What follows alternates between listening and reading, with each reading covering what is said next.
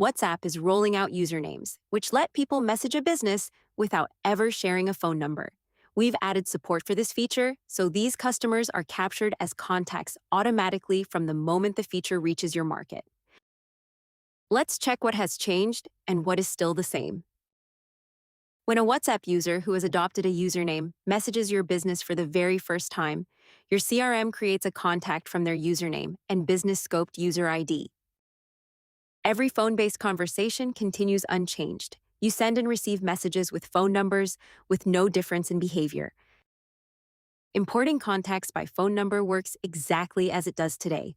Nothing about your import flow changes. Your current contacts, their records, and their full conversation history stay intact.